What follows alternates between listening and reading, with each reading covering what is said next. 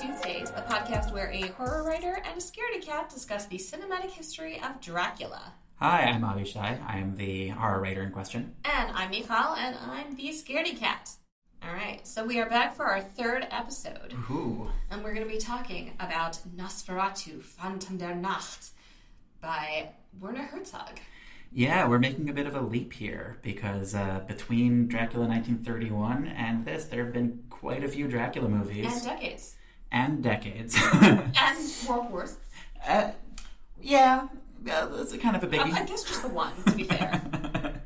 Yeah, and I guess it is kind of interesting that we are jumping from pre-World War II America to post-World War II Germany. I guess our new overlords. It's we are making a leap into the second movie with Nosferatu in its name. Mm-hmm. And I will say for the diehard fans, yes, I know we are skipping quite a bit of Dracula here. There are all the Hammer films, the classics with Peter Cushing and Christopher Lee, and look, if enough people listen, we'll do it. But we'll go back in time. But first, we got a curriculum, and this is a big one. Yes. One of the interesting things about this movie is that Herzog takes the name Nosferatu, just the title, and basically the exact plot from the 1922 version, but all the names are from Dracula, the novel. Yeah, this is a melding of the unofficial plagiarized adaptation and the thing that it is adapting. Yeah, so we it's kind of like a cocktail if you put Nosferatu 1922 and Dracula 1931 in a cocktail shaker and poured it out and made it weirder than it would be this movie. Yeah, no, a synthesis of an unofficial adaptation and its source is, I'm trying to think of another, obvious example of that. And it's not really jumping to mind right now. And maybe that's because I'm dumb and it'll come in the middle of this episode. I guess, when I think about that, I guess I think about, Captain Marvel, being sued by DC Comics for being too close to Superman. Oh, interesting. And then they won that suit because it was different enough and eventually was sort of absorbed into DC and they've met. But this is different. This is Nosferatu with the aesthetic choices of Werner Herzog, the plot of F.W. Murnau, and the character iconic names from Bram Stoker. Mm-hmm. And some dialogue from the 31 version, which is interesting. Yeah, this is why we looked at the 31 Dracula, because then you start to have some iconography in the culture that sort of seeps back in. Yeah. Also, my YouTube suggested videos have been very fun. I can only imagine. We're going to be talking about a movie that has two names. Mm-hmm. You and I together watched Nosferatu, Phantom der Nacht, which is the German version. I, prior to this, watched the English language version, which is Nosferatu the Vampire. Mm-hmm. I think it's an interesting thing to kind of bring that up, too, because it's sort of a reprise of what happened with Dracula. Yeah, but different. But these are the same movie. Yeah. So unlike in 1931, where Universal Studios commissioned Dracula by day and Dracula by night, I'm sure it's pronounced different, but here it's the same film, it's the same cast, the same crew, the same locations, the same shot choices for the most part, some slight differences, but they're just filming a whole lot of these scenes twice. Some of them, they don't. Some of them, they just decide to shoot it once and then just done it the other way. Oh. But for the most part, they're just having their actors go through the paces twice, in English and in German, and just using all of the same nonverbal scenes. And they're very much the same movie. But there's still something slightly different. The pacing's a little different. The German version has a little bit more punch-ins for close-ups. Mm-hmm. But Werner Herzog likes to describe the English language version as great, but the German version as culturally authentic. So that is the one that we watched together. Exactly. Even though, FYI, the original story takes place in England. Yeah, which is so funny seeing these character names from. it's like yes, noted German Jonathan Harker. That's right. Van Helsing, a very Dutch name for a now German character in a German town filmed in the Netherlands. Mm-hmm. Oh, and we'll talk about some of the filming choices and locations. That's interesting too. Yeah, but I feel like we should give some context on who's making this movie. Yes, let's. Yeah, so Werner Herzog. You may have heard of him. You may have heard of him. He wants to see the baby. Can I just admit something extremely embarrassing to you? Please. The Mandalorian was my first exposure to Werner Herzog. I'm not especially shocked. I bet that was the first exposure for a lot of people. Yeah, who were way younger than me. Yeah, no, he's taken on some acting roles in later years. He played the villain in the Tom Cruise movie Jack Reacher. Oh. In I believe 2012. You'll notice that when he acts, he sits down a lot. Yes. But he's fully committed to I'm in a Star Wars. I'll do a Star Wars. But he's the iconoclastic, just wholly unique human being. Werner Herzog, who has directed, I believe, 20 features, 30-something documentaries, a whole lot of shorts. Wow. He is, he's at the forefront of the German New Wave that kicks off in the late 60s, early 70s. Because, German cinema had been huge prior to the war, with German Expressionism, where you start getting these fascinating visual stylistic choices, where they're actually painting the lighting into the sets and not going fully realistic, So you have a little bit of that in the original Nosferatu, which was a little bit more grounded than its contemporaries. But that was a major thing at the time, forefront of the cinematic art. World War II happens. You kind of lose that for obvious reasons, with the propaganda films notwithstanding, which we did watch in film school. They were using celluloid for other.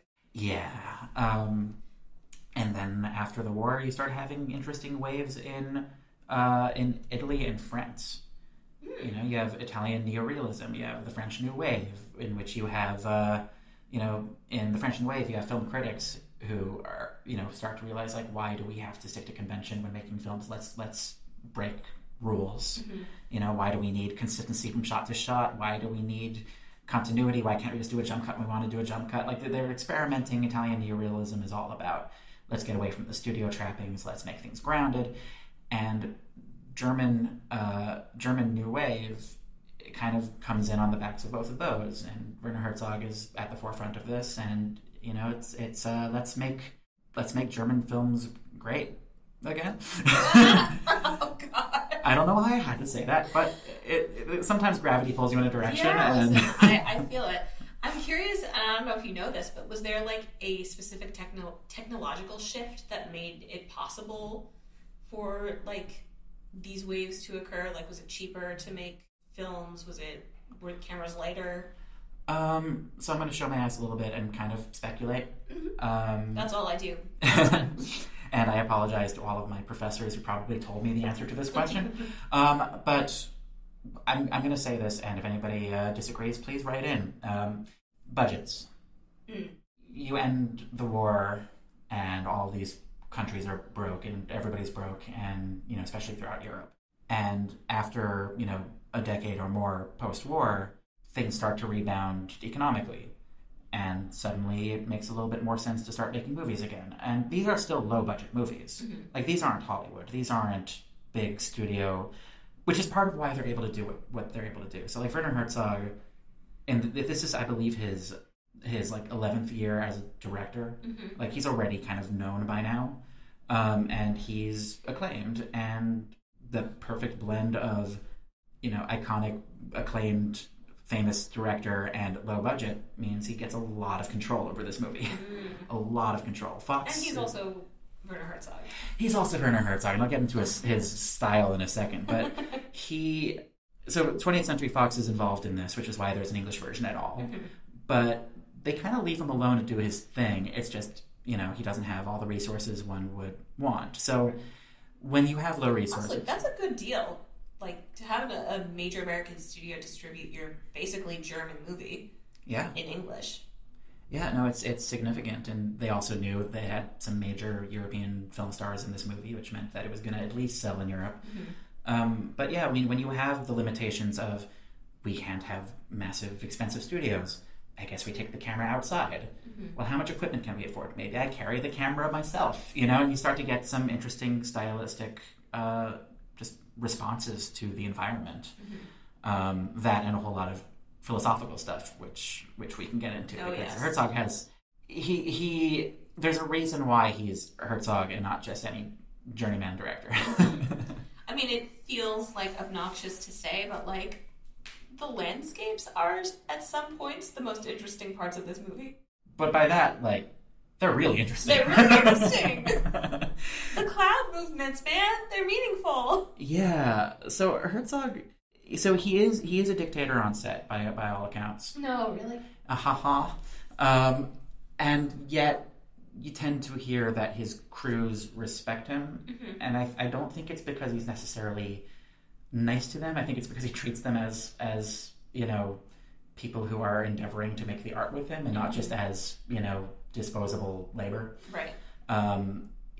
He's there's a documentary about one of his movies, which is a very well-known documentary called Burden of Dreams, about the making of Fitzcarraldo, which he makes after this movie, which is inspired by a true story. Somebody wants to bring, Fitzcarraldo wants to bring opera to South America. He brings a tugboat over a mountain. He doesn't literally bring a tugboat over a mountain. He does it in pieces. But in this movie, he's going to literally bring it over the mountain.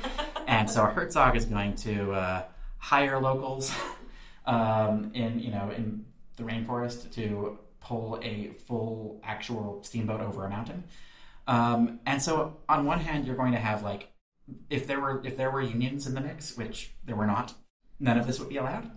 There are several things in this movie that would not be allowed today. Yeah, and by the way, just side note, in Germany at the time, there were not unions in film except for the actors. But he also, like, there's this sort of deep respect he has for the locals. Like, he's not utilizing them as like, aha, cheap labor I can use because they're around. It's like, oh, this is like unique, this is exotic. Yeah. There's this line that he says, and it's sort of this weird blend of like admiration and condescending, to actually say out loud, where he's like talking about these tribes, which are, quote unquote primitive tribes. They're not mechanized and whatnot, and he talks about, like the wonder of that, and how he doesn't want to live in a world where there aren't lions anymore. Yeah. So that's kind of his. That gives some insight into who he is, and in terms of his style, his philosophy about film, he rejects cinema verite as not wholly true. He describes it as the truth of, I think, accountants. He says, but he subscribes very much to that sort of version of truth that like the things they carried. That novel. Who wrote that? I'm gonna look it up. The person who wrote that. You've read that book. I have not, actually. Oh. It's about Tim things. O'Brien. Okay, yeah. So the things they carried, which I had to read in high school, by Tim O'Brien, about the Vietnam War, which is a fictional book, but purports to be true because it's emotionally true, and that's Herzog's whole thing about. At the end of the day, does it feel real? Yeah, and so he wouldn't let people talk about like motivations on set, like in terms of like the psychological like underpinnings, like what themes are we pursuing. He's like, no, we're not doing any of that. Just follow what I'm saying. But he'll be very controlling in terms of what kind of colors are we using. In terms of what kind of shots are we getting. He called it ecstatic truth. I say called as if he's dead. He's around. But to this day, he calls it ecstatic truth. Yeah, and also it should be said, he's the kind of filmmaker who really believes in art as this thing above all, and this is my read of him, at least. If somebody disagrees, right in, but he's art is worth suffering because life is suffering, and get your hands dirty. He would get his hands dirty. Cinema verite. Yeah, he would get his hands really dirty in these movies, and it's all about pursuing art for the sake of that emotional truth. So he's like both this like brave trailblazer and also kind of maniac. kind of a maniac. He's definitely not victimless. Just to say nothing about his frequent star, but we'll get to him. Oh yeah. Should we dive into?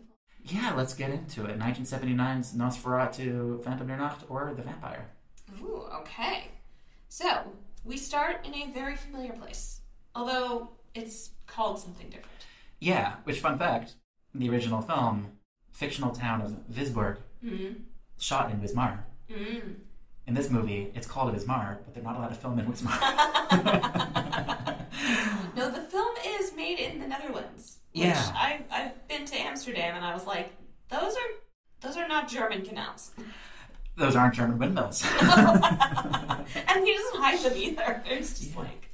Well, we should kind of say, before that starts, we have a montage over the credits of mummies. Yes. So Avishai warned me when we were starting this movie that I would find the opening scary, so I was prepared. But we see basically the mummified corpses, not ritually mummified. It doesn't look like. It looks like naturally mummified. Yeah, the mummies of victims of an actual cholera plague in Mexico. Mm-hmm. So it's pretty grim. And we stay there for quite a while. We explore. Definitely there are children in there. It's you know, it's a weird combination of like you get a little bit numb to it after a second, but it's also, because it does go on and on, but also like it's still deeply disturbing. Yeah, it's upsetting. At the very least, you're not going to want to eat during that. But yeah. But it's also it's interesting to see. This is where we're getting Werner Herzog out the gate of like, this is right for this movie. I'm going to show actual corpses from a museum in Mexico. We're going to take them out from behind the glass. We're going to shoot them in close up because it is right for the story that we're telling. They are actual human beings. There's no consideration for the dead here. No. Or for the audience. Yeah. But you know, the reason why, at least, I mean, I would posit, and I think I'm right, the reason why is because, you know, we've talked about the idea of plague, at least in the original Nosferatu, and that comes back in a much more prominent, like, sense in this film. Yeah, this is this sort of continues the trend of the Nosferatu movies as opposed to specifically the Dracula movies being, you know, about plague killing, right, as opposed to a societal Jack the Ripper type. Right. Exactly. It's very mass death. It's very inculcated in a way. Yeah, it's almost cosmic. Yeah. But that being said, we still meet Mr. Jonathan Harker and his wife. Wait, hang on. It's not Mina this time. For some reason. All the names are the same except Lucy is now the wife of Jonathan Harker. Yeah, there's a switch there. I'm not sure why they did that. Yeah. But the character is Mina, but her name is Lucy. Well, the character is Ellen. That's true. The character Ellen is Mina is Lucy. Yeah. And you know, it's like Marcy Martha, May Marlene, or whatever. Yeah, this version of Jonathan Harker is played by Bruno Ganz, who will go on to be famous for playing Hitler in Downfall. Oh, cool. Yeah, and we have Isabella Gianni, famous, to me at least, for Possession, which is an absolutely bonkers horror movie that I absolutely recommend to everybody to watch, and then let it seep into your dreams as you try to decipher what it's about. She is extremely pale. Yeah, I think Roger Ebert describes her as ethereal. Like, yeah. Which, yeah, she has a face for silent films. Yeah. The most important thing in the opening, though, is that we have the kittens again. The kittens are back. Kittens are back. In the second opening credits. In the second, right. They come in after the corpses. Yeah. The idyllic opening credits, after the original opening has this sort of ominous music, and now we just have kind of this almost Ren Fair-ish kind of music. Yeah. As we are enjoying just lovely bougie life. Nether Germany. This couple sleep in separate beds. But they do like each other because they walk down the beach. Yes. But we also immediately get the sense that Lucy is, and Ellen to some extent in the original, but like Lucy is psychic or sensitive or in some way attuned to darkness, I guess. Yeah, the very first thing she does in this movie is wake up screaming. Yeah. And there's a bat in her room. But yeah, no, she because her husband is going to be sent away by Renfield, who in the original is Knock, and here is very much Knock. But you know, we got our Renfield. He's already off his rocker. He's laughing. He's off his knocker. He's off his knocker. He is played by Roland Topor, a French actor and novelist. Oh. who wrote a novel called The Tenant, which Roman Polanski adapted, starring Isabella Gianni. Wow. The circle of celluloid. Yeah. So he's here giggling. He has this great laugh where he just can't stop laughing. He's telling Jonathan Harker, like, you gotta go to Transylvania because Count Dracula is there and he wants to buy some real estate. It will cost you some blood. And Jonathan Harker's like, righto, I'm gonna do it. Some blood and some sweat. There's a great little cutaway in at least the German version of just another person in that space while they're talking, just like looking over his shoulder, like, what the hell's going on over there? And they're at the same desks as Nacht has the original, like the very high, very small desks that are, again, very well. I guess the film versions of the Harry Potter goblins like work at very similar desks. So yeah, he reads a little bit less Jewish to me than Nacht, just because he's so French. I got real Jewish vibes from him. Interesting. Yeah. Huh. Is it the black curly hair? Yes. I think that is specifically it. So I should mention, because you're talking about the similarities in the set design, that Herzog reveres the original Nosferatu. Mm-hmm. Like, he considers it the greatest movie in German history. Mm-hmm. Well, didn't you say he said it's the best movie ever made in Germany, and it's like, including yours, because it wasn't shot in Germany. Well, sure, but I don't think he was trying to say that his was better. Yeah. I just found that funny. Yeah, and by the way, just worth pointing out that in the decades, since the original Nosferatu, it has now developed a bit of a cult status because Prince survived the Great Burning and also the Great War, and have been circulated and have screenings and are now a cult classic that are revered by those who love art films. So it makes perfect sense that Herzog would look at it this way. Mm-hmm. And yeah, so, as the audience screams at Mr. Harker, he is like, oh yeah, I can make more money, and keep Lucy in a better house or whatever. And then, he basically tells her that he's off. Yeah. And, she has her nightmares. She says, I'm afraid about all the vampirism you're walking into. And he's like, righto, and he goes. Yeah. It's interesting. He kind of has an approach to her that's a little bit, like, it's kind of cold. Yeah. There's definitely an undercurrent here of sexual repression. Yeah.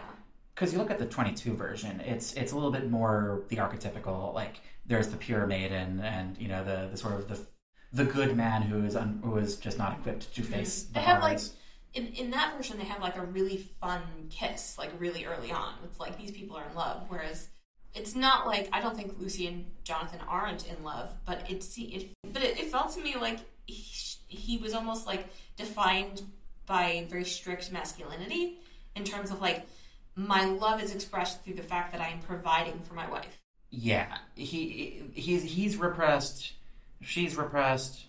They sleep in separate beds. Like, it's a choice on their part, and, like, it's clear that they're fond for each other. Like, they have that nice little lovely shot, this beautiful wide shot where they're just walking down the beach away from the camera for a good long time, because Herzog likes to do it the slow pace. Yeah, the scenes in this movie are long.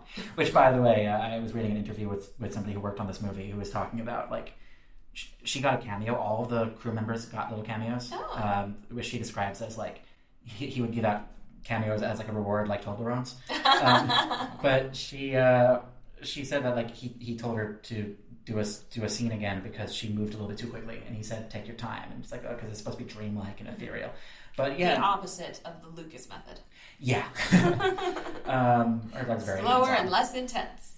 Yeah, but here Harker leaves Germany for the Carpathians. And he goes by horse. He goes by horse. It was actually a really funny shot when he is saying goodbye to Lucy. And there's just a horse butt in the shot. Like, the back end of the horse, for some reason, very prominent. It's actually, I think, the foremost thing in the shot. Yeah. I don't think it means anything. I'm just, yeah. Like, I feel like there's probably three modes of thought of this, right? Like, there's a thought where it's like, let's analyze, this means something. There's a thought where it's like, they had a shoot, they needed, it's in the shot. And then there's the Herzog way where he's like, don't talk to me about this. Yeah, right. I'm not going to tell you what's in my head about this. But yeah, no, he's at the Carpathians. He meets the locals. who are played by locals. Mm-hmm. I did look it up. Oh, cool. Herzog. There's a great little quote that I found where okay, Herzog found local Roma people, really wants them in his movie, brings them on himself, and the crew had a hard time because the locals here had fleas. And the fleas were jumping onto crew people, and when the crew would complain, Herzog said, "It's the justice of the flea." Which the person recounting the story kind of mentions, like, it's fascinating. He doesn't say it's the justice of the Roma locals. Right. It's just very... But yeah, but they do have a certain authenticity to them because they are real. Yeah.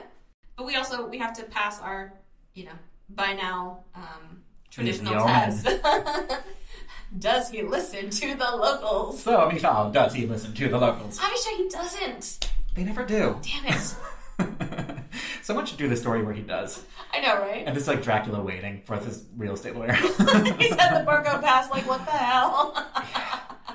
But it's so interesting in this movie because he's sitting there in that, in that tavern inn, right? That he's been welcomed in by unsubtitled locals, which is great. And we just cut to, he's sitting at his table and he says, like, bring me my food faster. I have to go meet Count Dracula. And just everybody goes, just shuts up and drops their plates. And that's where some of the initial Christian imagery comes in, right? Because everybody crosses themselves very ostentatiously. Yeah, Christianity has entered the chat. Which we have, I guess this is sort of the culture of Dracula leaching into the culture of Nosferatu, right? Yeah. Because the original didn't have that. Herzog did have a brief Catholic moment as a youth that he left behind. That makes a lot of sense to me. He's not a religious man. But you got the crosses. You have locals telling him, hey, like, he's a vampire, don't go there, that castle's not even real. It doesn't exist. Yeah. It only exists as a phantom castle. It's the land that rises towards heaven and lowers toward who knows where. He really wants a horse. Oh, well, before that, he is very forcibly given a book. A book by an untranslated local. He tries to give it back. But I'm not sure if she's a Roma person because I think she is the innkeeper's wife, and the innkeeper is like, go talk to the gypsies. So I think that is a separation. Yeah, and I'm going to go out on a limb and suggest that this might actually be a crew person having a cameo. Oh, interesting. I don't know for sure, but it's possible. Well, she's great because she comes in and she just like throws holy water in his face. Just from the wall. Yeah, exactly. And then just like throws him across and then this book. Yeah. So he sits there in his way too high up bed, like in the original, which is beautiful. Also, very comfy looking. I would sleep in that bed. It looks like a comfortable tavern. I would need to see what the outhouse situation is like. But I would need to see the AC. It's the Carpathian Mountains. I don't think they need AC. 2 stars on Yelp, not enough AC. But he reads the book, which warns him about the vampire. It mentions Transylvania, the place beyond the forest. Which is what Transylvania means. Yeah. He reads a little bit, and instead of just spiking it on the floor, he puts it in his backpack. Yeah. Just like, all right, 1 point for John the Darker.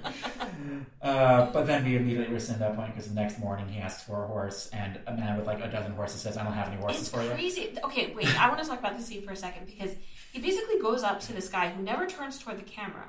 He's wearing, like a coachman's whatever getup, the cloak and everything. And the guy has a carriage and 4 horses, and he's like, what does he say? He's like, oh, you have to take me. But he's like, no, there's no road. And then he's like, do you have a carriage? He's like, no, I don't have a carriage. And then he's like, no horses either. Like, he's literally, it's like a very uncanny moment where the thing you see in front of you is being denied by the other people in front of you. Yeah, it's really strong subtext of get the fuck away from me. Get the fuck away. And also, like, we're blurring the line of what's real and not, and what's not. Yeah, and also Jonathan came in with a horse, but they're keeping his horse. Yeah. They say because it needs a tune-up, I guess, like an oil change. Your horse is too tired. And so Harker does the only reasonable thing, which is to go back home and say, unfortunately, I can't do this job, and you'll have to we'll have to take on other real estate jobs because we are a firm and we will service other clients. And Lucy's like, you know what? Oh, thank God. And the movie's over. Psych. He decides to walk. He slings his saddlebag over his shoulder, like he is a horse, and then just starts walking up this perfect path. It's incredible into the mountains. And this goes into one of my favorite sequences of the whole movie, where he is basically climbing and climbing and climbing into just this otherworldly nature, right? It really feels like he is leaving the earth behind. Yeah. And we are going with him. He is climbing mountains. He is moving through tunnels and waterfalls, and we're seeing these beautiful shots where he's taking a rest at one mountain peak that's not even the highest one he has to get to, and we have the forest at night and the mists moving through, and it just feels so unreal. But this feeling that if you walk to the ends of the earth and climb the highest mountain and just go a little bit further, you'll find the devil. There's something so beautiful about this scene. And he crosses a river at one point. It's very kind of Styxian. You mentioned when we were watching. He passes some ruins that, to me, looked exactly like Weathertop. So I don't know if that was a visual reference for the Lord of the Rings creators, but and that ruins it's kind of heavily implied just is the castle he's going to, right? It's the real castle, right? Because the castle he's actually going to doesn't exist. Right. Oh, I didn't get that. That's interesting. That's how it read to me. That from the outside, that's how it looks. Oh, interesting. But then once you go there, there's a castle. That's something Miyazaki-ish about it. Yeah. And also this actor and potentially the crew are just risking their lives. Yeah. No, it's raw. It's extremely raw. The guy does not. It doesn't look like he has treads on the bottom of his boots. He's in period costume. And he's climbing up boulders. Yes. I assume he was tired by the end of those days. And this is the return of the music from the opening montage with the mummies. That ominous ethereal thing, but it turns into Wagner. Oh, interesting. Yeah. One thing I do want to point out, not a single animal. Yeah. We have horses, and we've had kittens at this point, and we will get rats. But traditionally, we've seen on this part of the journey, either, hyenas. Where's the hyena? Exactly. Whatever. Armadillos, whatever. Nobody. There's nothing. It's absolutely barren of fauna. Yeah. And also it's an interesting departure now from the prior versions that he isn't ferried there. He has to actually make he has to cross the threshold himself. Yeah. And eventually he reaches his destination. But he does get picked up. He goes, Yeah. He reaches the Borgo Pass and is picked up by a coachman. Yeah. Who is not Dracula. Not Dracula. I'm so interested why he changed that. Yeah. Well, it seems to me that this movie has another take on phantoms, right? Because the first film tells us, we're going to the land of phantoms. And the way it shows that is there's the hyena, there's the color inversion, there's the bizarre, kind of almost stop motion reverse, coach. And in this, we seem to actually just kind of occasionally have ghosts. There's going to be a kid with a violin. We'll get to that. But this gives me the feeling you were talking about with the man who's just denying the horses of just, this is not real. This is dream. This is dream logic. It's not even nightmare logic. It's dream logic. Yeah. And it is an actual hearse that was still in use at the time in that region. Oh. Fun fact. Cool. But it's just this really ornate, and it comes out of this beautiful, artificial light, just this backlight, which reminded me of a quote from the cinematographer of the Lord of the Rings movies, where when asked, your night scenes have all this light that's unmotivated, where does it come from? And he says, same place as the music. And so the carriage comes out of the music and delivers Harker to his, to the top of the mountain, to the door, which he has to go up some steps to get to. Yeah, the opportunities that this man has to turn back are truly endless. Dude just does not want to be with his wife. No, he really doesn't. There's maybe a fight we missed in there. But we see Dracula / Orlok / Nosferatu for the first time. Yeah, who in this is called Dracula because the book became public domain in 1979, I'm going to say, and Herzog was developing this movie. He's like, I'm changing the names, I'm doing the book. Tell me, what's your impression of our first impression of Dracula here. So it was so interesting because the first time we see him, he's a little bit in silhouette, but you can make out a bunch of details, and like he's wearing a hat. And the hat, for whatever reason, just clicked the whole thing into place for me. I was like, yes, I would buy that this guy is a Transylvanian noble. Like, he looks weird, but the hat is like it's like a furry hat. It's like, he looks like you would imagine a slightly weird version of somebody of this class to look like. And then the hat goes away. Yeah. And so what you get is Klaus Kinski, which we'll talk about, playing Dracula, looking a lot like Orlok. You know, he's bald. He has the two front fangs. He has the long fingernail claws, the long black cloak, the big pointy ears, very pale. Fewer buttons. It's a little bit more functional. Yeah, I was a little disappointed, honestly. He does loom. He feels he's large. Tall. Yeah. He plays him different than both Shrek and Lugosi. Mm-hmm. Right? Like, it's just, he gives a different vibe. You know, Shrek plays just this predatory creature that is barely pretending to be a human. Mm-hmm. And Lugosi plays, you know, the cat who ate the canary, who is going to be just the most high-end socialite. The man who is a monster deep down. Yeah, just, you know, a psychopath who knows how to be among people. Mm-hmm. And here you just get a very tired, depressive man who is just lonely, unloved, and tired of living. Yeah. No cave, no metal, no, like, none of that stuff. I almost think of him as, like, what Lugosi's Dracula would look like in 2,000 years. Yeah. Like, once the excitement of being an apex predator wears off, and it's just endless grinding. Endless grinding, endless silence. Mm-hmm. Right? Although we do have the children of the night making their music. Yes. He says that line. But he voices it quite a bit, just talking about the despair of being an immortal. You know, the despair of being alone, even though he prefers the shadows because he doesn't even really care about the sunlight anymore. It's like, what's the point of it all? It's so depressive. Mm-hmm. And Roger Ebert, in his review, described this as like the first time he ever saw a vampire. Was like, yeah, that's actually how it would be. The color really helps also because like his eyes are red. You know, they're shadowed.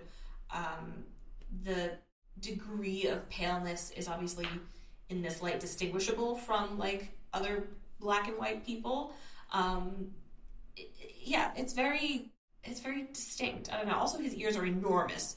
His ears are like truly enormous, and they stood out to me for whatever reason. Also, while we're on the makeup, I do want to say, so Klaus Kinski, he's quite the character as an actor, as a human being. He is a diagnosed psychopath. Oh. Because in the 50s, he did stalk a theater patron and threatened to strangle her and was arrested. And they were trying to diagnose him, and their first diagnosis was schizophrenic. And then they said, actually, we think he's a psychopath. Every movie he's ever done, he would just piss everybody off because he would just fly into fits of rage and with never real logic behind it. Mm-hmm. Really a toxic person, which we'll talk about a little bit more later because there are depths to it.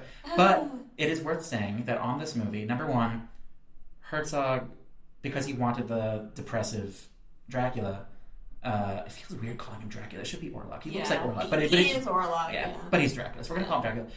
Herzog would provoke him into a fit of rage to tire him out so that when they were rolling, he would be tired. Which he had done with him on a prior movie. Okay. And it's like a toddler. You know how you read those things about movies and like the people working in them are like never again. It doesn't seem like those words are in Werner Herzog's vocabulary. Oh, we'll get to that. But I do want to point out, because you know we're talking about the makeup, that on this movie, typically like he's not. There aren't a lot of anecdotes about him being a nightmare on this movie compared to other ones. Like people don't like him, but like it wasn't. This one doesn't have the same sort of like there's no way that happened kind of anecdotes. Mm-hmm. However, apparently he really got along with his makeup artist. Oh. A Japanese woman named Reiko Kruk, which I might be mispronouncing, but it would take 4 hours to put his makeup on each day. And you'd think that somebody like this, with a notoriously short temper, would lose his cool, but apparently they really got along. That rocks. That's very cool. Unless that also means she was crazy, but you know what? Listen, there's a lid for every pot. Yeah, I haven't found anything negative about her. No, but I think it is worth like just thinking about like how bringing color into this really, distinguishes and obviously I guess things look more real in color just because we live in color, but I don't know. There's something about like the way you can imagine where the blood would be when he used to be human. Yeah, and it should be pointed out, like, whenever you make a remake of something, there's always the question of why did you remake this, right? Is it just for money? Is there something new you wanted to do? And here you're remaking a silent black and white film as a movie with color and sound, and it does change the vibe pretty significantly because the sound is very subtle, right? The music is not overwhelming, but it is very present. The color is very painterly. It's very pastel. Yes. It's very... The texture of this film... Even the grays and the blacks are very kind of milky, almost. Yeah. No, the colors are gorgeous. And when you're talking about the colors in this scene, because now we're at the staple scene of Harker having dinner with Dracula. And Dracula's like, allow me to see to your comfort. Yeah. So what you have is this castle, this actual castle they're filming in, an actual... Not a Transylvanian castle. Because they wanted to film in Transylvania and were told no because they don't like the Dracula association with Vlad the Impaler. So even though that was a direct inspiration. Yeah, they were touchy about it, and so they said no. So a different castle. I'm curious what the Soviet situation was in Transylvania in the late 1970s. Yeah, that I did not do enough research into, but it's my God, you forgot the geopolitics. The geopolitics, but. Oh, there are some geopolitics. We'll get to that. But it's this beautiful white castle that feels like it's all made out of one rock, kind of. Like the walls are all kind of curved a little bit and a little like imperfect and a lot of arches. The way the doors are fit in, they look like new additions. I mean, they look old, but they look like at some point 100 years ago, someone was like, well, we need this new thing called a door. Yeah. And so you have this sort of backdrop of stark, like off-white, and then you have Dracula as this. His face looks like a full moon in the shadow, and he's wearing this black cloak, and then you have this spread of colorful food in front of them, which just draws attention to the sort of fairy tale vibe of this because where he's at the end of the universe. Where did he get all this food and put it together? He doesn't have anybody else in his castle. But that just adds to the ghost-like feeling of we're in the land of phantoms. It's very Pan's Labyrinth, kind of. Yeah. And it's in this scene that Harker starts to think maybe this guy isn't quite the safe human being that I thought he was. Yeah. And, that happens because Harker, as is tradition, cuts his thumb. And Dracula just goes into paroxysms of lust for this drop of blood, to the point, and he's like, oh, let me suck it. It's like, it's the oldest remedy. And Harker's like, yeah, no, I'm good. And then Dracula does it anyway. Yeah. So Kinski said in interviews that he liked to play Dracula as somebody with no free will. Like that's the tragedy of him. And that's really, it's such an addict thing in the scene because he's doing all these little moans like he's trying not to want this thing, like he's trying to kind of force it, but he can't help it. And he kind of like lunges forward and kind of stalks him across the room, and it's so off-putting. It's so weird. And also kind of scary. Yeah. Especially because that scene is actually very well lit. Yeah. And yet we see this guy sucking another man's blood from his finger. Yeah, and they were so cordial a second ago. Yeah. And, this feeling of I'm entering a house of somebody I do not know and I've heard some weird things about. I'm realizing that I can't quite leave. There's no one around. Is this guy kind of sketch? But okay. And then all of a sudden he just attacks. Yeah. We didn't even talk about the clock. Oh, yeah, we got the skull clock, and it's, like, leveled up. Oh, yeah. This is the big budget remake of the clock. If the original had, like, a cute little, like, skeleton figurine here, there's, like, a skull on top that opens up and some like a figure jumps out and crazy. A Grim Reaper like cycles through the clock. It's beautiful. I want that clock so bad. Yeah. I want to know canonically who gave him that clock. Did he just buy it on Etsy? You know, maybe he knew the skull. Maybe that was his hobby through the years, just making skull clocks, and this is his favorite one. And yeah, we can write some fanfic about that. This is true. So Harker's spending the night there. He's spending the night. He falls asleep in a chair because Dracula stalks him into the chair. Basically, they do this thing almost dance-like, where like Dracula literally, he stalks him across the room. Harker falls into this chair. Dracula looks at him for a while, like posed in front of the fire. Says we can talk together. Yeah. Because he said that he's not going to be around during the daytime, but we have some hours until daytime. And Harker spends the night in that chair. Yep. And as he does, Lucy wakes up. Yeah, we're doing the psychic wife. She sees a bat. There is. Well, I mean, I guess it's up for debate, but it's filmed as though there is actually a bat in her room. Yeah, there's a bat dangling on the like the curtains. Yeah, the curtains. By the way, they couldn't film those slow motion shots of the bats themselves because it was just impossible. So they had to license them from like scientific footage. You know? Okay. But by the way, bats in Nosferatu. Mm-hmm. That is a Dracula thing, right? Yes, it is. That is not Orlok. Yes. Orlok's a rat man, but here we got some bats again. Mm-hmm. But it doesn't stop there. Yeah. As I said before, it's a rat and bat cocktail. Yeah. This man is a lot of animals. Well, okay, so animal count right now. We have bat, cat, horse. Yeah, that's it. That's what we got. Which feels apocalyptic. It's in a so way. mundane. Like, where are the birds? But no bats or rats in the actual castle. Yeah. Or horses. And Harker wakes up in the morning and like the decor is gone, mm-hmm. and the table is just kind of like just left uncleaned, and he wanders around and he can't find Dracula anywhere, and he goes to the courtyard and there's a little boy playing a violin badly, but very persistently. Yes. It's never remarked upon. He's just there, and he doesn't react to seeing Harker. He feels like a glitch. Yes. Like just an artifact. Also because he's just really not very good at playing the violin. But yeah, it feels like the ghost of a kid who had recently learned violin and was killed by a vampire. Yeah. Yeah. Just caught in like this permanent loop. But yeah, so he can't find Dracula anywhere. He writes a journal, not a letter, because there's no post. Mm-hmm. But he basically says all's fine and all's whatever. Mm-hmm. And this will become important later. And that's what he finds. He finds the dots on his neck. Yes. Unfortunately, he does not attribute these to mosquito bites, which I think is a real knock against the movie. Yeah.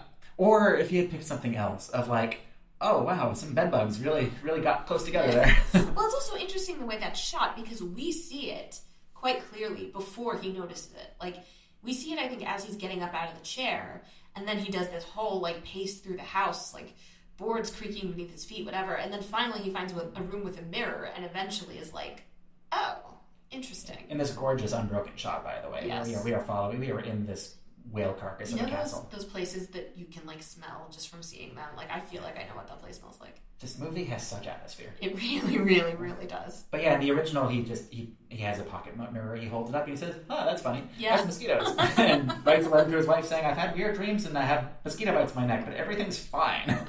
Here he does write that he does feel like this place isn't real and that he's sort of passed into a dream. Which, fair. Yeah. And meanwhile, Lucy's walking on the beach and is sad.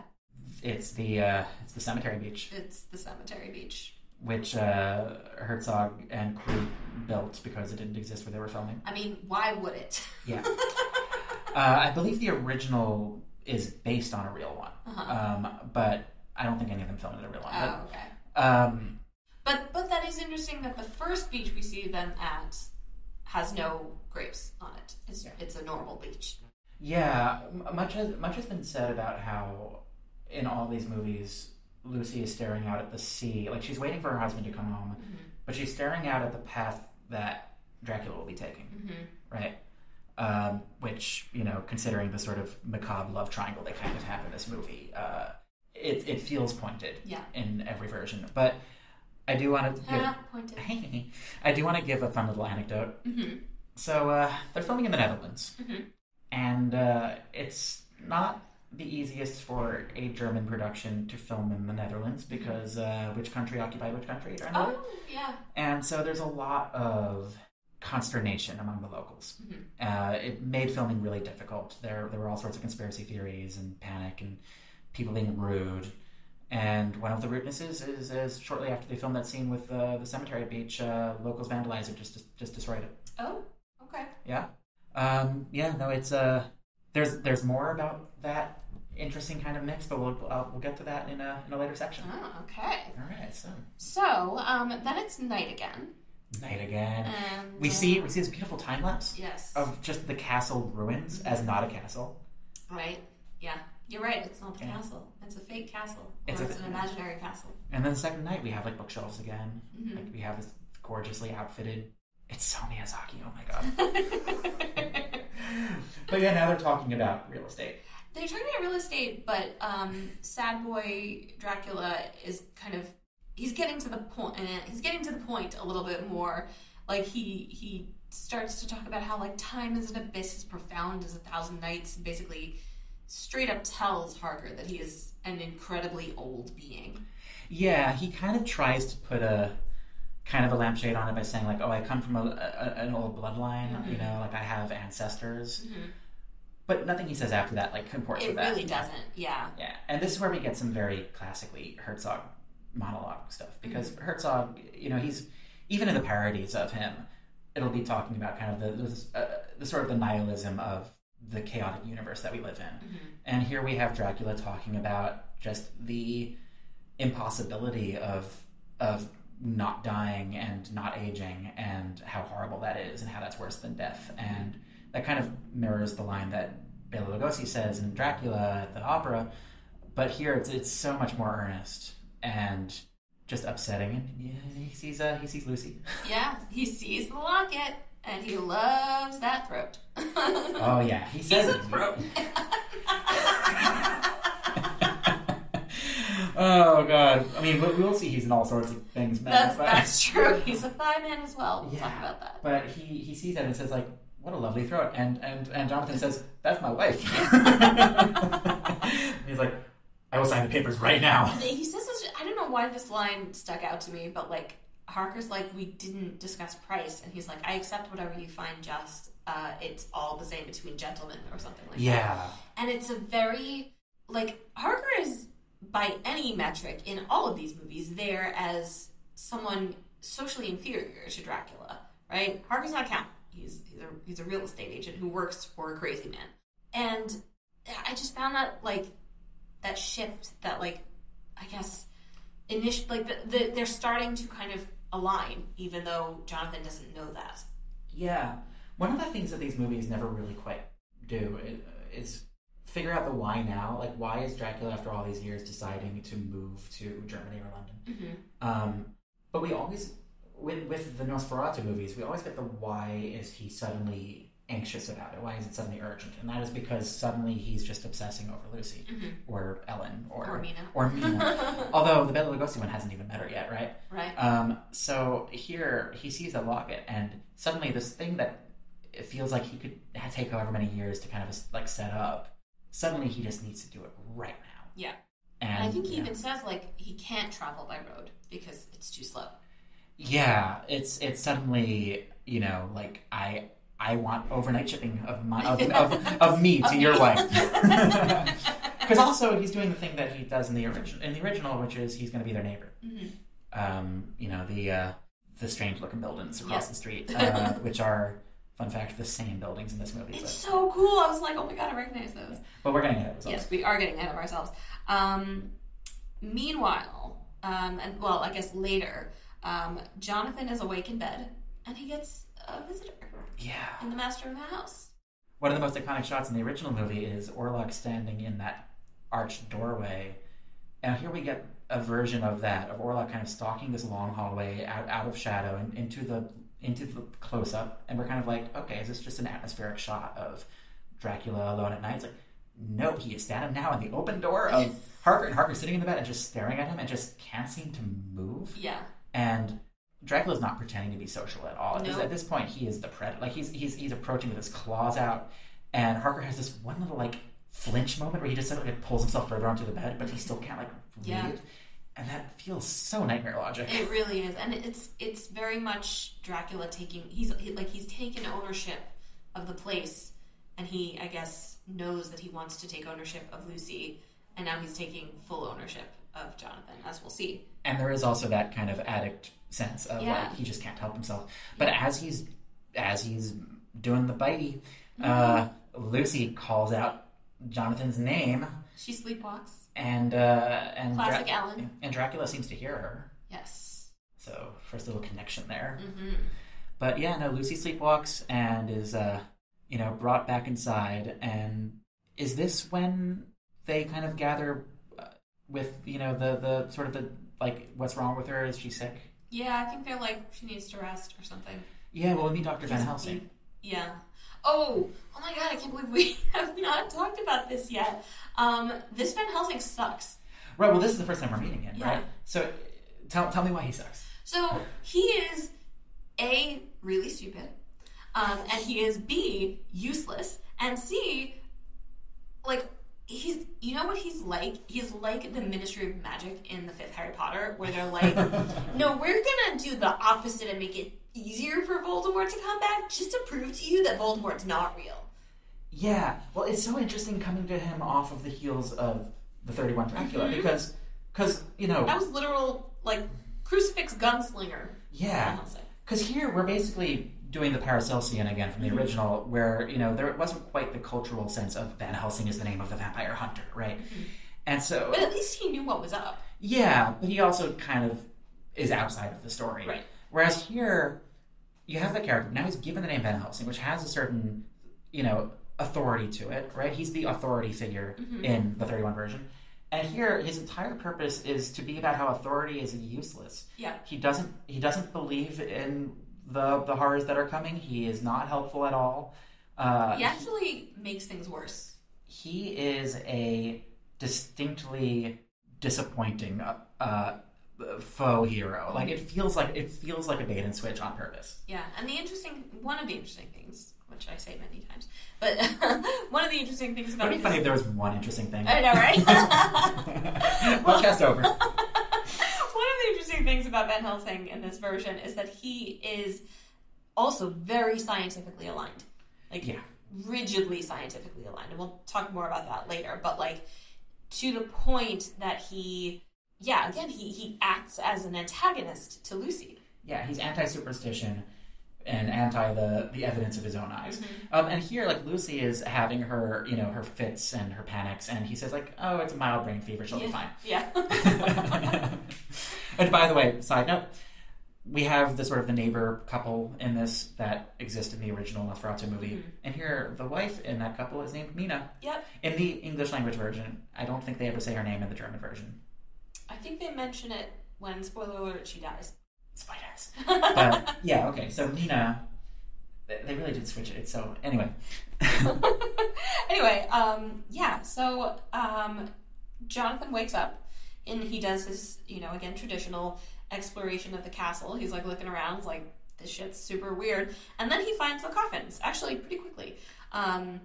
He's super scared, but he doesn't seem to be able to escape. There's almost this sense that there is no exit. The doors are all locked. Yeah. He struggles against them.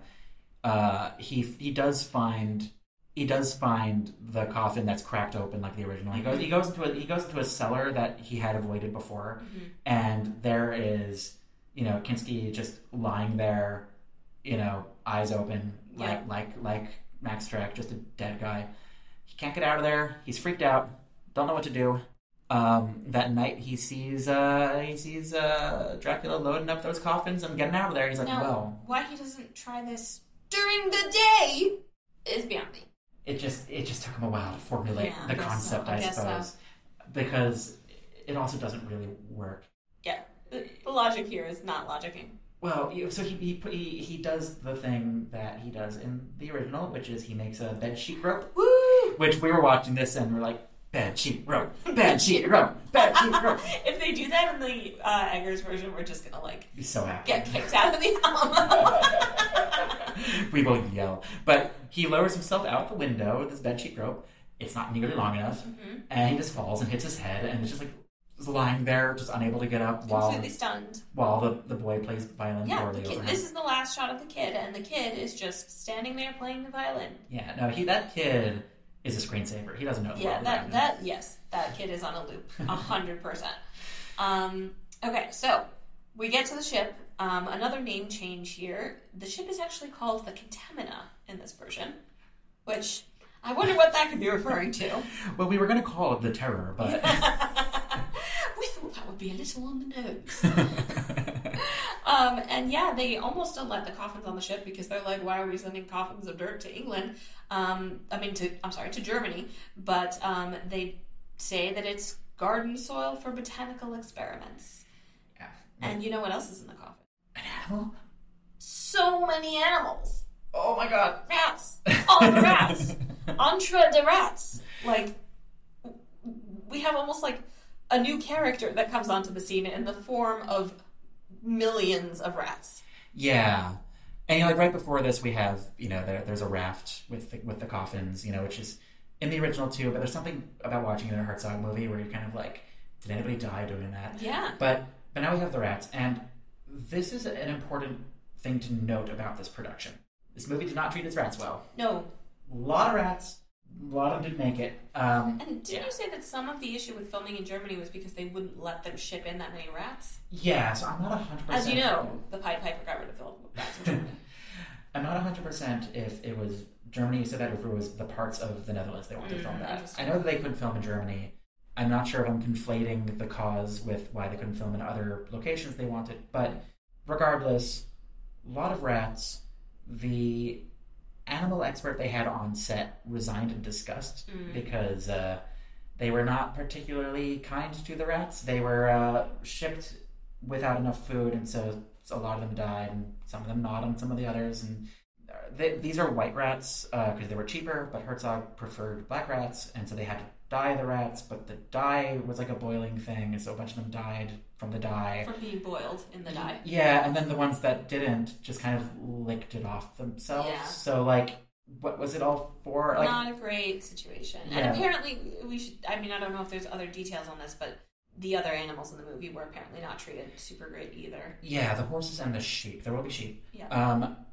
We don't know in what ways they were mistreated because this expert went in great detail about the rats and didn't really kind of get into it with the others. So, animal lovers, just a little bit it's of It's just not a fun time for vertebrates on this.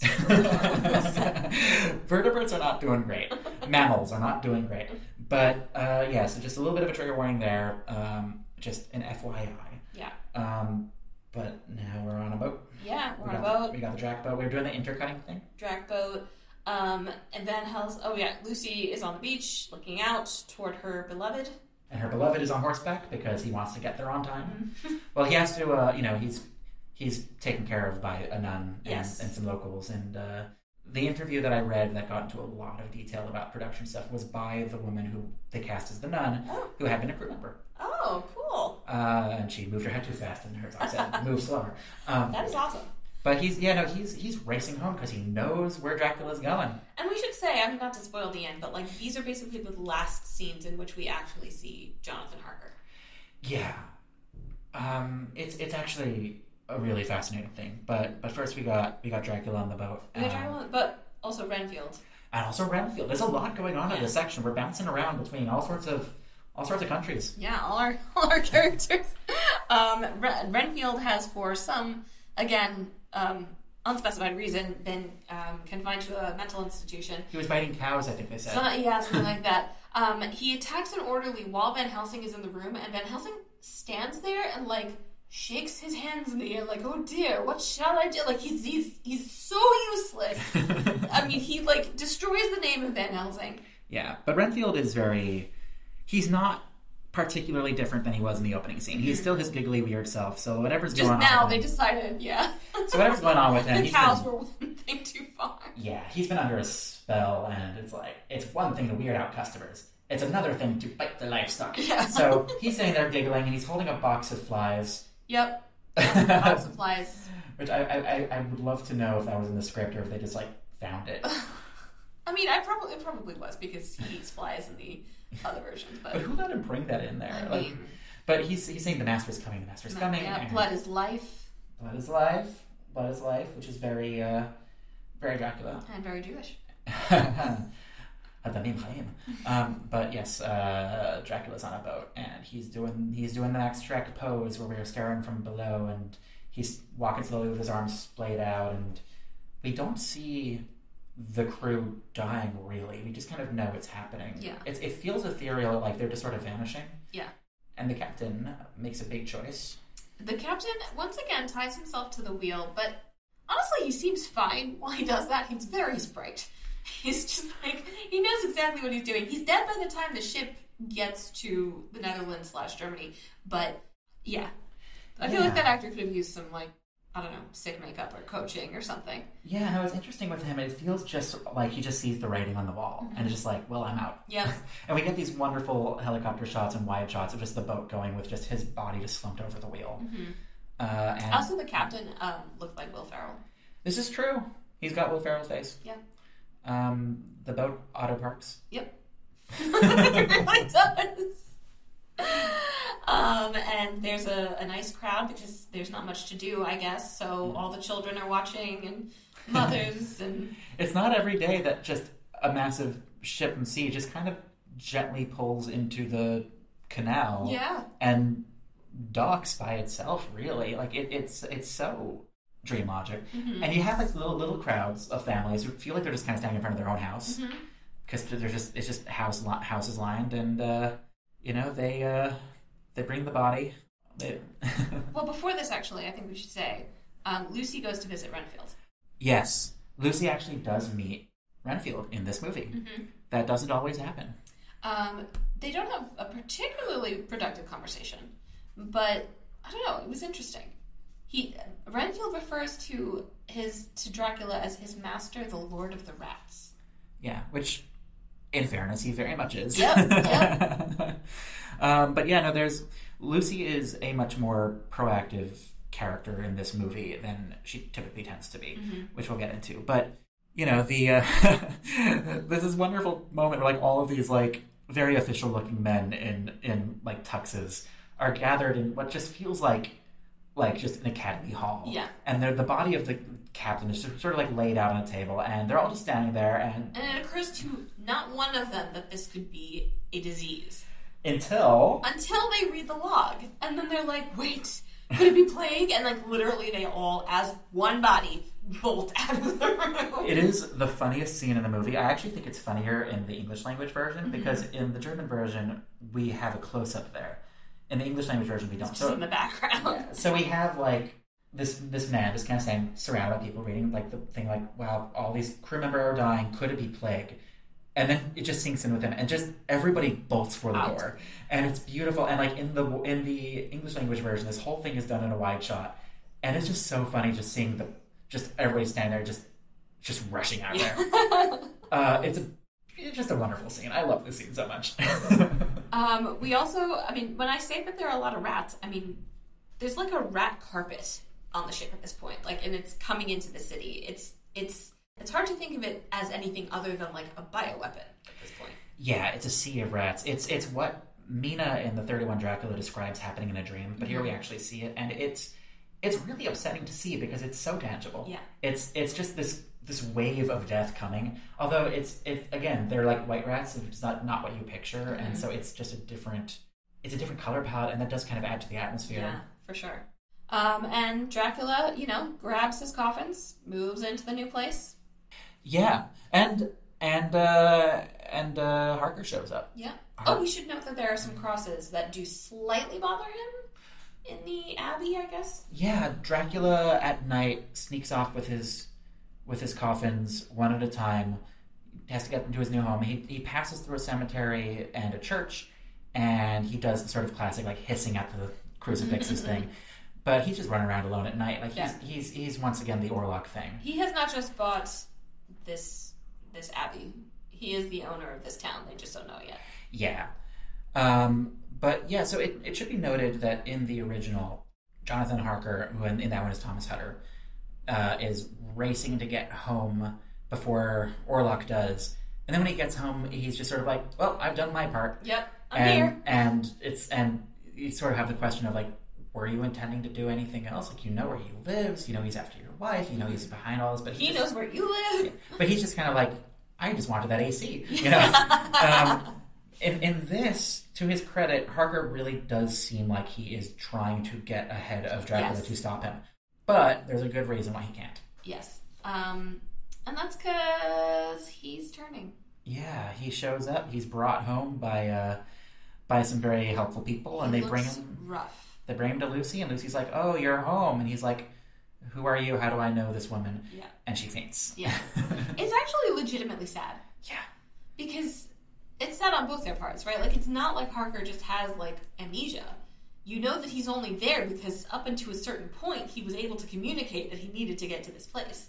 Yeah, and it feels realistically like dementia. Yeah. Like, I've seen that look in people's faces. It's so upsetting, and also just knowing that he tried, and also that we didn't expect this. This hasn't. I have not seen this in a Dracula prior to this. You know, we've seen the real estate agent turn into a Renfield. We have seen the real estate agent kind of go home into nothing. But the thing of we've seen Mina, do a transformation. Yeah, and so so they're all gathered around him in bed, and Dracula casts his large shadow over the house, and he looks in, and he sees... No, he's not in bed. He's in a chair. Yeah, that's true. He's in a chair. Chairman doesn't matter. I wish there was like an extra scene of Lucy being like, put him in the chair. It's what he always wants. We have to respect his wishes. Oh, when he says that the light is hurting his eyes. So the sunlight. They close the shutters. Yeah. So they're inside. Dracula's outside. It does kind of reinforce that sad kind of like... He feels outside of the world. But he's also walking around like he's capering. He's like, I own this place. He's running. Yeah. He's running around with his cape fluttering through the air, but everybody's inside or dead because of this plague. But here he sees Lucy for the first time in person and decides to say hi. Yeah. He just goes in. Again, on the lore front, nothing about like not entering without an invitation. Yeah. Which I wonder if it's just sort of like, if you buy any property in like a 500-mile radius, like... Or is it like, well, I saw Lucy's neck in her portrait, and so she was asking for it. That's not consent, Dracula. She didn't invite you. But beautiful trick shot where she's in front of a mirror, and we see the bathroom door behind her, or the bedroom door, I don't know which one it is, but the door opens, and there's nobody there, but then when it closes, his shadow is there, and the shadow approaches, and then she turns, and he's right there next to her.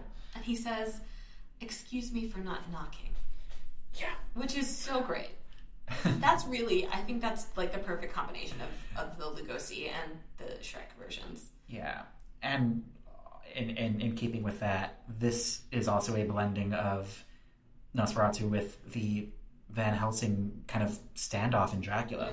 Right? Because in this one, Dracula's antagonist is Lucy, right? She's or vice versa, right? Like they are targeting each other, and here Dracula is saying like, I will save your husband, I will lift the curse that I put on him, so long as you give me even a fraction of the love that you give him. It's a devil's bargain. Yeah, and she says, I don't even give that love to God. Yeah, and she like exposes her neck to him, and he panics. Well, she's wearing a crucifix, isn't she? Yeah, yes, it's true. She's got the crucifix, but she stares him in the eye.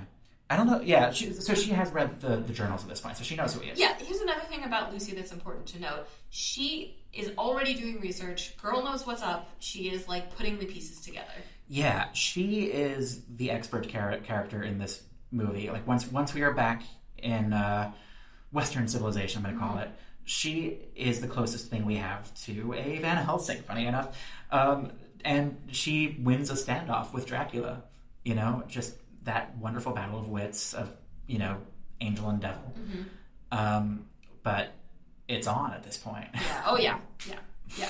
It's war. Yeah, it's plague. The plague is killing people. lots and lots of people. Lots of people marching through the streets with coffins. Like the original. Mm-hmm.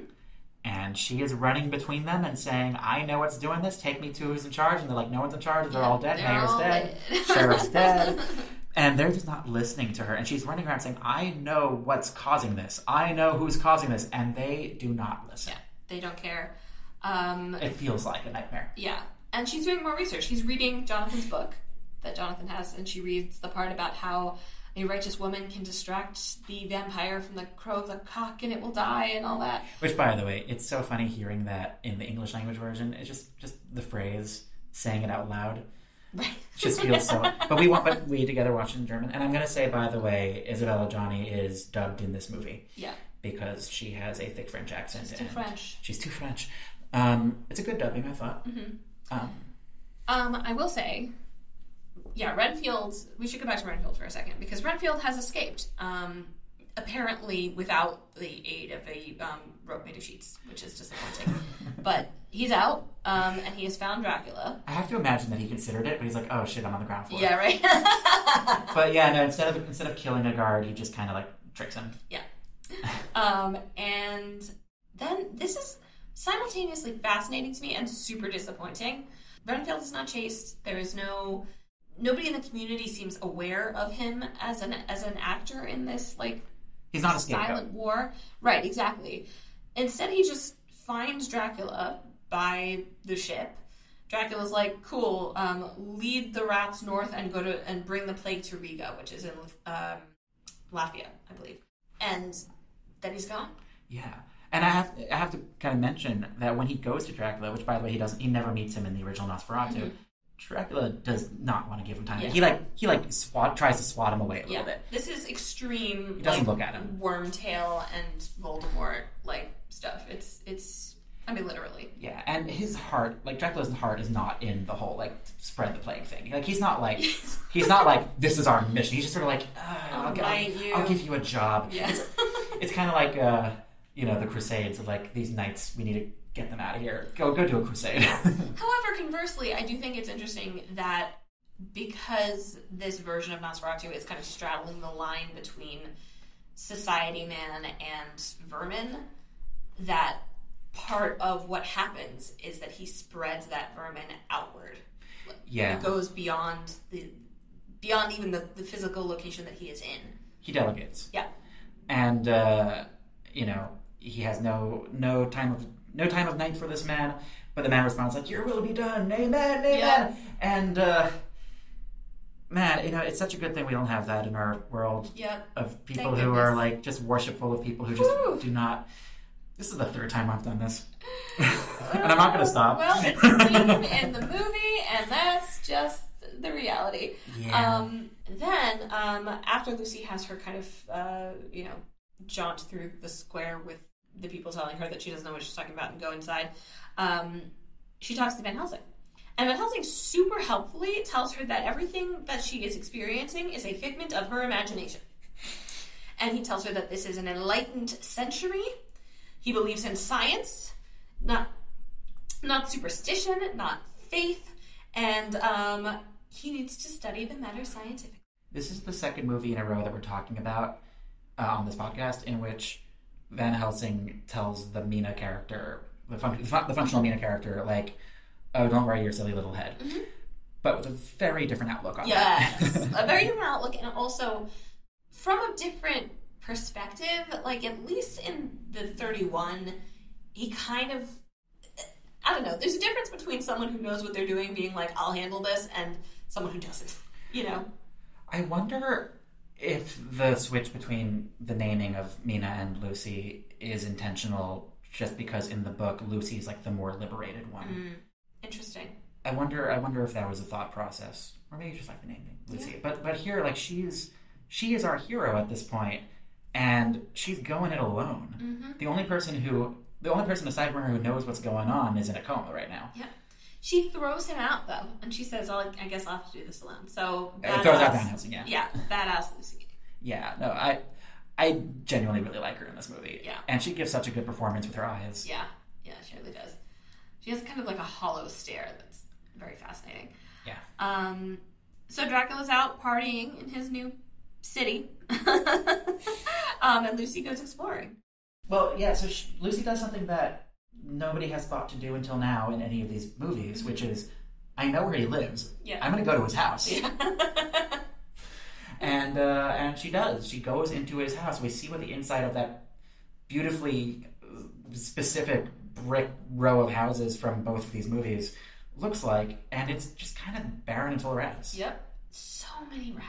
She ascends up this trap door, and like rats like even kind of fall on her, and she doesn't even flinch. So many rats. Like there were stairs. I was like, where are you putting your foot? You must be stepping on a rat. Yeah, but she doesn't find him, right? Yep. Yeah, so like there's nothing she can really do. But she does take some preventative measures. Yeah. So this is actually the first time this particular element of Christianity and Christian lore has come up in these movies. Lucy has read that the consecrated host can repel the vampire. So she basically takes some host wafers and crushes them, and she puts them, I think, by the coffins. Yeah. No, she's reading the manual, and she is actually, respecting doing her homework it. and she's doing the assignment. Yeah, and she's doing the group work all by herself. Yes. Because what's everybody else doing? They are out partying.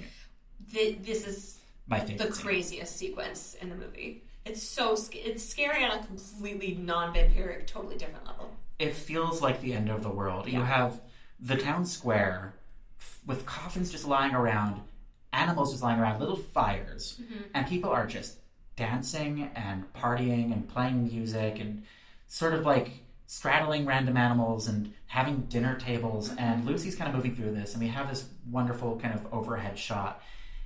So I read what Herzog said about this, where he felt like he wanted to make a statement about what actually matters in life, and you have all of these well-to-do, bougie people who, when faced with their mortality, throw it all away and try to actually live life for the first time. Right. It feels like the apocalypse. Yeah. It is such a wonderful expansion of what Murnau was doing. Right? Because Murnau had introduced the whole plague thing, shutting down the town. And here it's like, what more could a town do in response to a plague? And the answer is just ego death. Yeah. Yeah. She goes up to a table, a big feast table, and everybody there is saying like, hey, join us for our last supper because we all have the plague, we're all going to die. And they're also uncomfortably cheerful. And then we kind of... Like, immediately, it almost doesn't feel like a cut. Yeah. But the table's empty and covered in rotten food and rats. Because it's not a match cut. It's not a jump cut. Yeah. It's, we cut away, then we cut back. And they're all gone, and the food is just overrun by the rats. And this is all during daytime, by the way, which... Broad daylight. Adds to the weirdness of it all. It feels like we're on another planet here. Yeah. It's genuinely my favorite scene in the whole movie. It's so powerful. Yeah. It's evocative beyond. Then stuff starts to hit the fan. Starts to hit the fan. Yeah, right. Mysteriously, Lucy's friend Mina has been killed. Yeah, which, she is told, like, we don't know what killed her.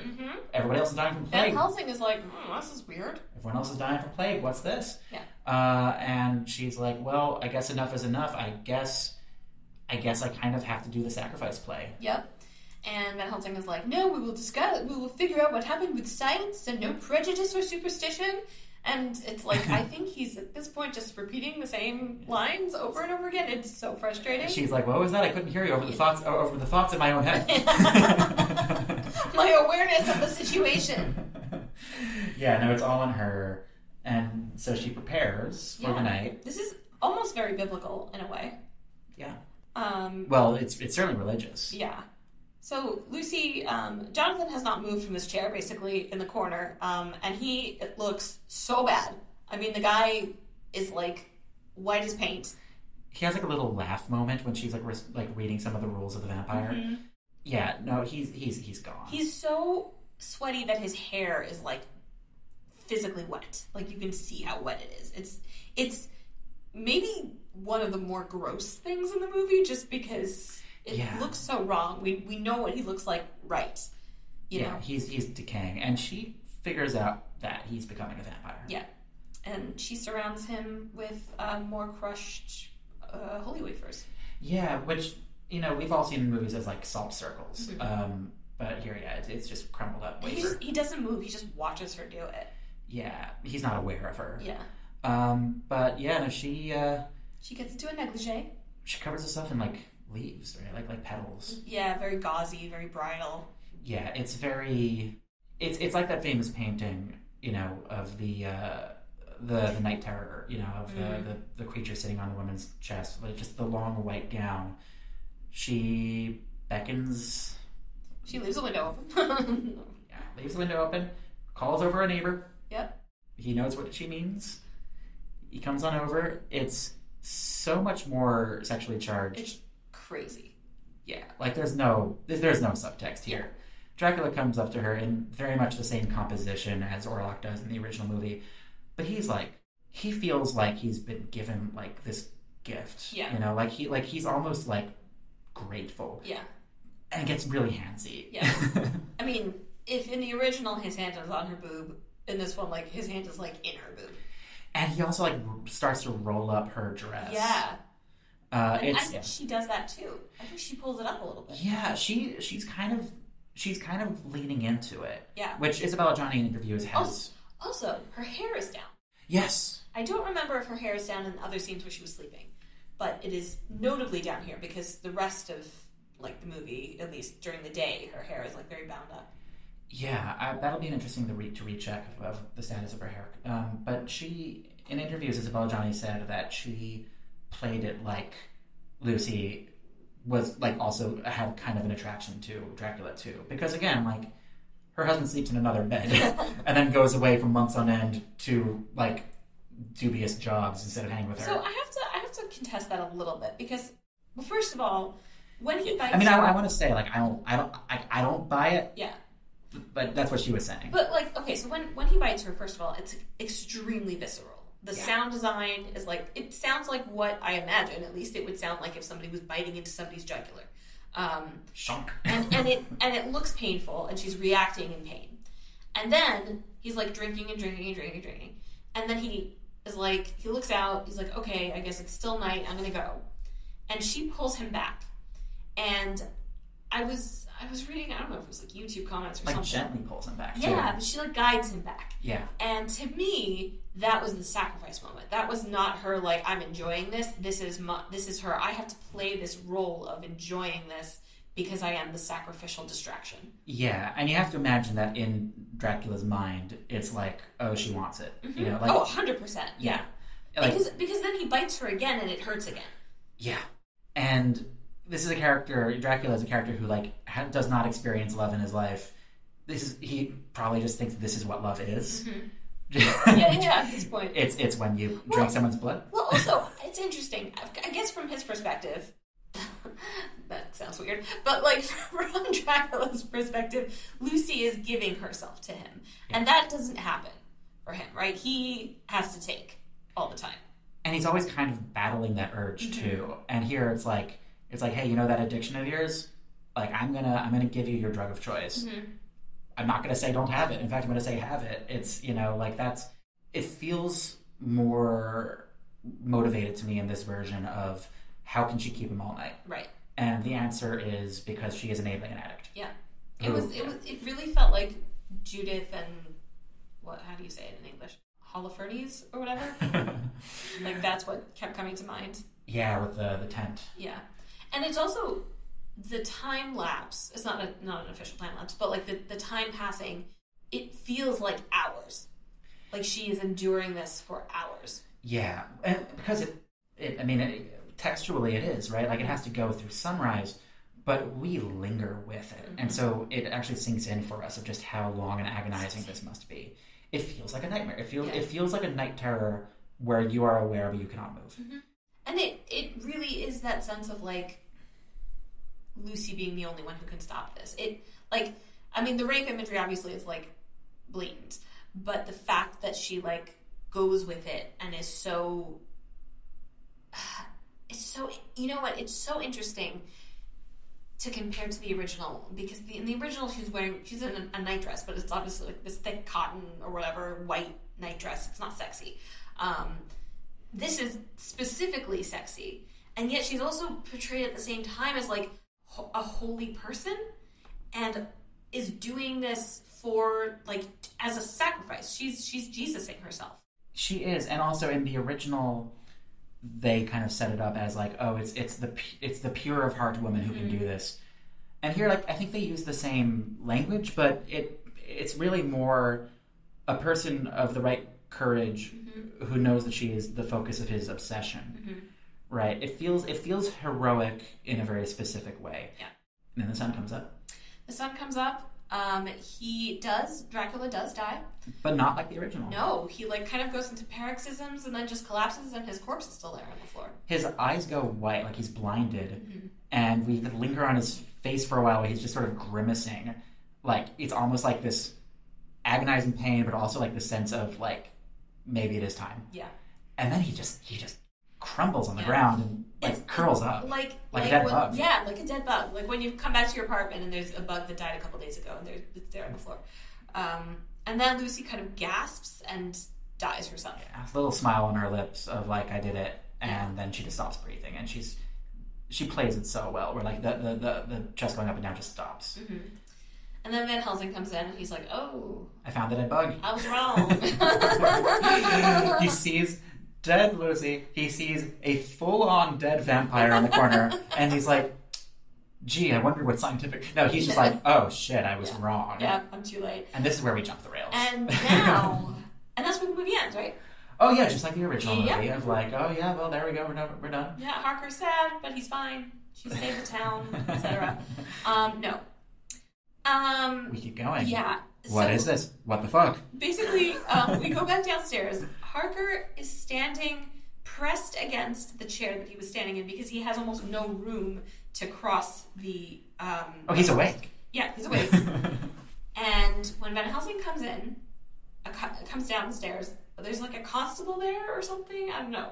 Whatever the like... A dude in a tux. Yeah, so the officials are there. And Harker is like, there he is. There's the guy who killed the Count.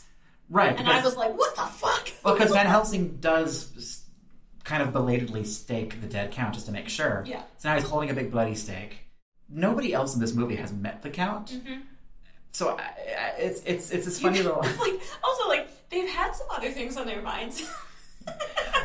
I do want to point out that in the direct sequel to 1931's Dracula, Daughter of Dracula, or Dracula's Daughter, rather, it does start off with Van Helsing being arrested for the murder of the Count. Oh, interesting.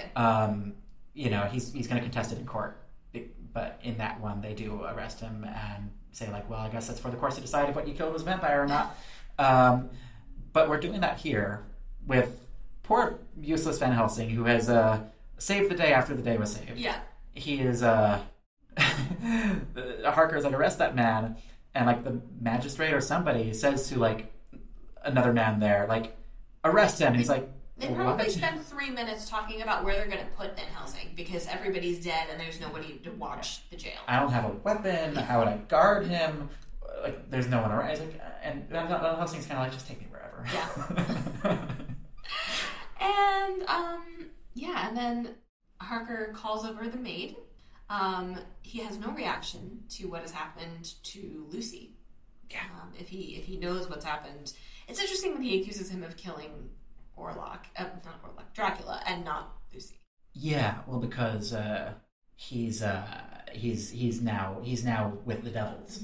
Right. He tells the maid, like, clean up this dust. It's dusty in here. Yeah. And she cleans up just the smallest part of that circle of crumbs. And like Harker, he's playing a child's game. Just this big exaggerated, like, "Ooh, I'm out." Yeah. And he has the long nails. He has the fangs. He's pale. And he rides away. Yeah, he said he's got some work to do. Yeah.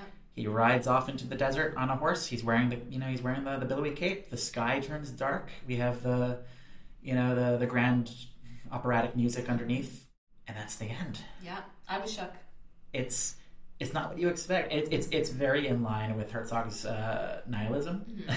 I bet I bet Eggers ends either like that or with some kind of like riff on this. Yeah, I have heard rumblings that the new one has an ending that will leave you shook, but I don't know if it'll be this or something else. As of this recording, we have not seen that. We're going to try and watch all the movies before we get to T.B. Eggers' version. Which is fast approaching. Yes. I want to take a little bit of a digression, because it occurs to me, like, if we're talking about when we're recording this, we were recording this the day that Michal's first on-screen solo credit as a writer has been released on Netflix. Yes. And we start every episode with, like, oh, I'm the horror writer, she's the scaredy cat. But she's a writer, too.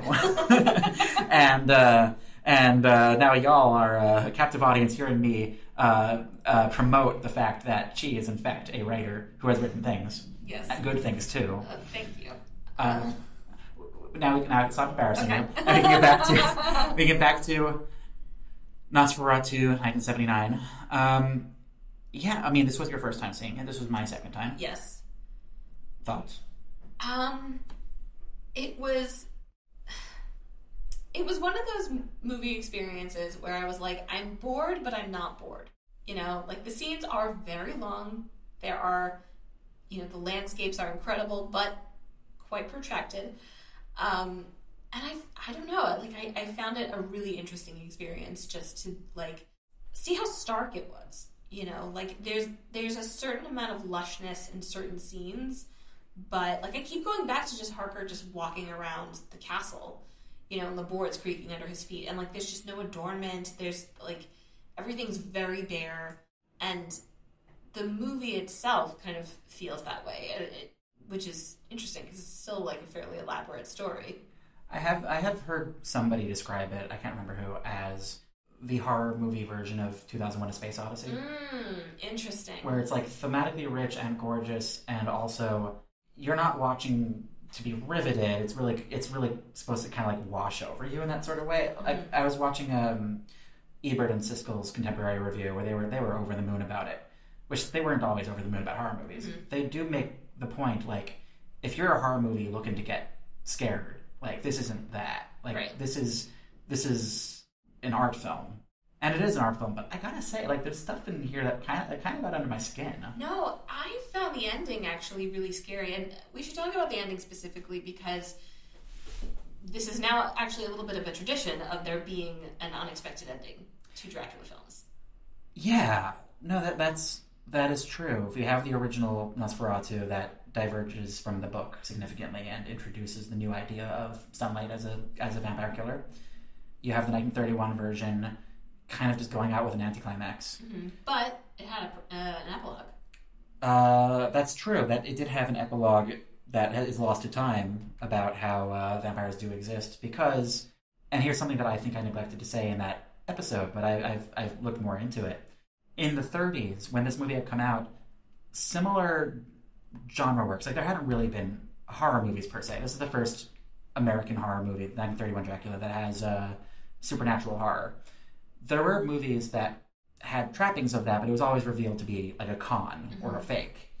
And ending with Van Helsing telling the audience there is such a thing as vampires is telling the audience, hey, for the first time you've now seen an American movie where actually, no, it's not a con. I bet you were looking for the con, but there is no con. Which left people so shook that ending was censored. And I feel like that thematically ties into this, right? Because I think there's a really good argument that you could make that the ending with Harker becoming a vampire should not exist, and it should have ended where the original ended. There's a lot that you can say about the context that it throws Lucy's sacrifice and indeed her whole storyline into. But at the same time, it's so unnerving. And it's like the fact that Lucy's sacrifice is kind of wasted in this, you know, because of what happens to Jonathan, and the fact that he is, like, now gonna go off and be the vampire, you know, and stalk towns and who knows what. Like, that's really unsettling. It's not resolved. Right. In theory, he's riding off to Riga to join with Renfield and continue the plague. So, like, it does feel apocalyptic. And there's something so cruel about it being done mixed in with this humor. Yeah. Of, like, how are we going to arrest Renfield? I mean, how are we going to arrest Van Helsing? And that little moment of Harker, like, just gleefully stepping out of the circle. Like, it's funny. And just kind of, like, makes it so stark about, like, wow, our heroine just went above and beyond. Yeah. And for she what? Did everything right. It's cosmically nihilistic, which is very much the point. Yeah. And that's scarier than, you know, whatever. Good prevails. Right. At a cost. Even apart from, like, oh, and there are still vampires. Like, it's scary to me on a visceral level. You can't unopen Pandora's box. Exactly. No matter how valiantly you fight against it. Do you think Lucy had a plan for this? I had a plan for this? For Jonathan. I hope that she was just going to leave him there forever. Like, I hope she told the maid, like, hey, never come back again, you're fired. But yeah, no, it's a good It's like the end of Shaun of the Dead, when he's still hanging out with his zombie friend. Yeah, I do wonder... This is my vampire husband, he lives in the corner. I mean, it's a lot of faith on her part of, like, surely when I'm dead and there's a dead vampire on the floor or a pile of ash, you didn't know what to expect, right? Surely at this point they'll know that the man who can't leave the circle, who was sick for like a week, should not be trusted. But they just don't get it. No. It's they're too dumb to live. Yeah, they're too dumb to live, and it, you know, I guess as often happens in things like this, people are, even though society has been wrecked to the core, people are reverting to the structures that they are familiar with, right? Yeah. And the master of this house is telling them that this doctor has killed this, you know, socially advanced person. So seeking authority. Yeah. No, absolutely. So I will say that the movie was a success. Critically acclaimed at the time and now. There was even without the hyenas. Even without the hyenas. It is one of 5 major vampire movies that came out in 1979, including Salem's Lot, which has a very Orlok-looking vampire in it as well. Funny story. Yeah, so there was an off-brand sequel. Okay. There was an off-brand sequel. I feel like I should have seen that coming. The producer... So now we're getting sort of an off-brand sequel of a public domain remake of both the book and the plagiarism of that book. But the off-brand sequel is called Nosferatu in Venice. And it's the same producer as this one. Just can't stay away from those canals. Yeah, can't stay away. Same producer as this one. Immediately is like, I'm going to make a sequel. We're going to be just as artistic. Cast Klaus Kinski, who for that one refuses to shave his head. Fun fact, for this one, he was so upset with his makeup that he wouldn't even look in mirrors while he was in it, but he felt it was necessary for the role, which, like, good for him. But for the next one, long, flowing yellow locks. He was such a nightmare to work with that they burned through so many directors that eventually the producer had to step in and direct it himself, and they just kind of ran out of money and time because of just what a nightmare he was. And that movie came out, and it's a mess, and nobody likes it. And it's also it's a sequel in name only. He's not Dracula in that. Right. It's just like another Nosferatu. It almost feels like a shame because this movie does actually directly set up a sequel. It really does. But yeah, no. I mean, Herzog would work with Kinski a bunch of more times. They had worked together prior to this once. They will work together 3 more times after this. They both revered each other and hated each other. They both viewed each other as geniuses who deserve to die. I think more maybe people tried to make that happen. Yeah, more people I think agreed with Werner on the subject than with Kinski, because Kinski was such a menace that on many occasions people would threaten to murder him. That's crazy. On the set of Fitzcarraldo, one of the local natives who was in the movie like leaned over to Herzog and was like, "You want me to kill him for you?" And Herzog has said that there was one time he was threatened. He considered like burning down his house with him in it at night, but Kinski's dog was there and barking, and so like he didn't go through with it. And like on the movie that they did prior to this, because here's the thing, they did one movie prior to Nosferatu, and that one, Kinski was such a nightmare, and at one point just sort of threatened to leave the shoot, to the point where Herzog said, "But you can't, like you're important." He's like, "No, I have to go." So Herzog says, "If you leave, I will chase you down and I will shoot you 8 times, and the 9th bullet will be for me."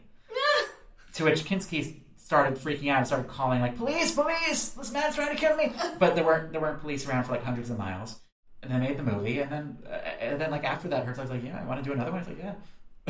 So yeah, for Werner Herzog, never again is actually more please.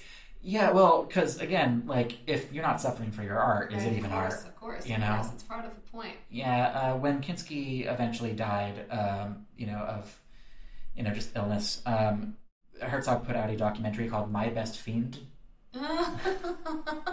about their relationship. I do want to get a little bit into. I mean, I'm just gonna say there are so many allegations against Kinski for so much bad behavior, including by his daughters. Oh dear. Who allege that he definitely abused them as kids in ways that you can imagine. Oh, yeah. Again, actual psychopath. Not too far off from the Dracula that he plays. Which, that happens now, in theory, you lose your job. Happens then, you become a cult icon. People, he had a cult following because it's like, oh, he's the bad boy of cinema who does art and is crazy, and people were into that. And now it's like canceled and beyond. This is not an untainted movie. Oh my. Well, shall we discuss the Nosferatu rating? Yeah, so this is an interesting one to talk about from a Jewish perspective, because obviously not a very Jewish movie. Right. But it is a German movie. Yes. And it's a German movie made by people who grew up during World War II. Kinski himself was, in fact, drafted as a soldier in 1944 by the German army. So he was literally a German soldier who... otherwise known as a Nazi. Otherwise known as a Nazi, who saw no action in the war until he was airdropped into the Netherlands and was arrested after one day by the British Army. And in his memoir, he said that actually what had happened was he deserted the Nazis, but then they caught him and sentenced him to death, but then he escaped into the woods, lived in the woods for a while, and then was eventually... With a rope made of bed sheets? I hope so. And then was arrested by the British, to which Herzog was like, Klaus, why are you making shit up? So, he... so that's kind of an interesting kind of preamble to, they then shoot in the Netherlands. It's hard for them to shoot in the Netherlands because they're still sort of reeling from... I will say Herzog was not sentient during World War II. Like, he was a baby. Okay. His mother had to relocate after the house next to them was bombed, and when he was 2 weeks old. So, there's a world in which he is bombed in World War II. Oh, my. There's a world in which he, while scouting for one of his other movies, he gets on an airplane that crashes, because there's a famous plane crash that he almost got on. Oh, my goodness. Which he then made a movie about, because he's like, what the hell? But they're filming in the Netherlands, and it was important to Herzog to kind of be unthreatening to the Netherlands there. Like, be threatening to everybody else, but like to the Netherlands, he's like, I don't want them to hate us. And he had several press conferences, and at one of them, he brought forward film historian Lottie Eisner, a Jew who had fled Germany during the Holocaust, literal Holocaust survivor. She is the one who essentially coined the German New Wave.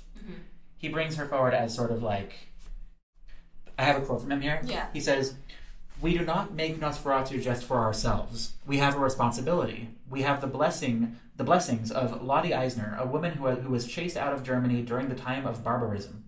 She is some sort of spiritual guide for us, and because she has given her blessing, we have legitimacy." And when Lottie Eisner visited... That's a lot of words. And when Lottie Eisner visited set, she said, quote, "I never thought I could be friends with a German again, but here I am." Which really kind of gave Herzog the feels. Yeah.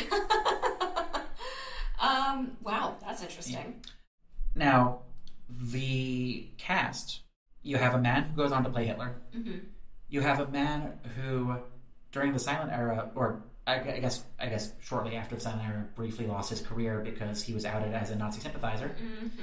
Wait, who? Van Helsing. No. Oh, yeah. Walter Leidengast, or Leidengast, I don't know how to pronounce shit, born in 1899, died in 1980, so shortly after this movie. His film career momentarily suffered when it was discovered he was a Nazi sympathizer. Yeah. Yeah. But you also have one Jew, which is our Renfield. Roland Topor. I thought so. Yeah, no, you nailed it. In fact, a Jewish actor in the movie. So you have some Nazis, some Jews. Wow, that some anti-Nazi Germans. Oh my goodness, that craft services line must have been interesting. Yeah, I don't know. It's funny. I didn't see that much of a, like, even though the vermin, like, motif is obviously so strong, it felt less Jewish somehow to me than the 1922 version. Maybe I'm just a nerd to it by now. Well, I do think that this version of the vampire feels less like an anti-Semitic stereotype because, like, in the original, he's a caricature, right? He's not a human being. He's not really a character. He's an invading outsider who is just appetite. He's just hunger. He has a hooked nose. He looks like the propaganda images of the time. Here, he looks like Klaus Kinski, who's gone bald and has ears and is sick, and he plays him as a depressive man. Right. It doesn't feel like, ooh, the foreigners are invading. It feels like just mortality has come. There's also something, I don't know if this has any basis, but to me, the amount of time that Harker spends in the castle with him and the conversations that they have and the conversation of, like, you know, specifically signing the papers, like, it doesn't matter, it's all the same between gentlemen, whatever, almost feels like they knew what they were getting into. Like, they were inviting a person like this, as opposed to, it feels more like Shrek's Nosferatu scuttles in. Yeah. Here, he brings rats, but in the original he is a rat, and it feels...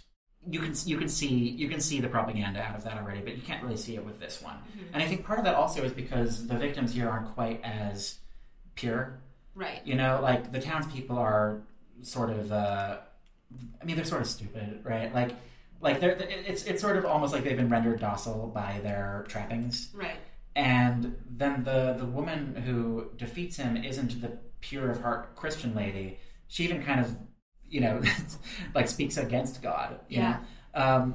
And she also loses. So it doesn't quite fit into that same box. But it is interesting that they needed to bring a Jewish woman to the set to kind of kosher the experience. Okay.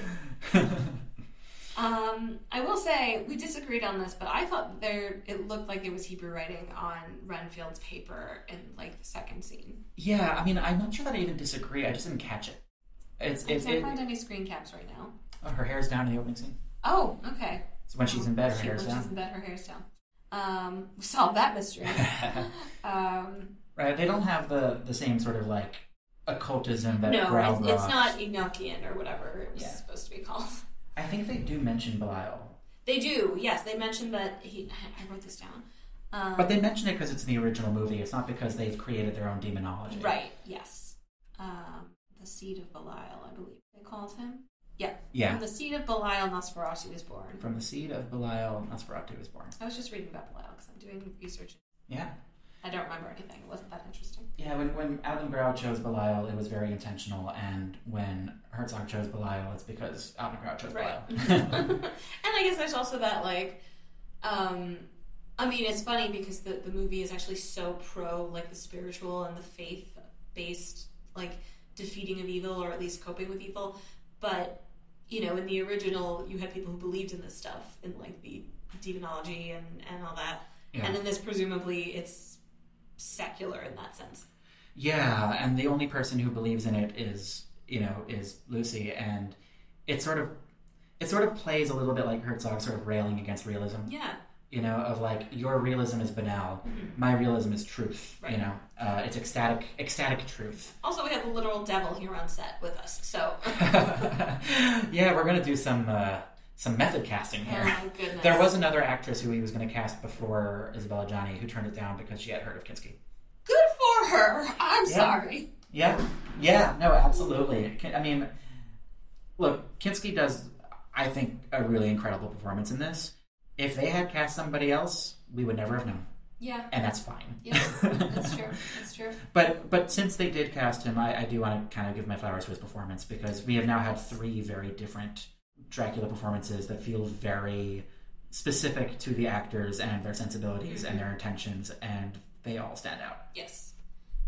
There's the laconicness of Kinski's performance is, really striking. Yeah, he's pulling you into the darkness of sleep. Yeah.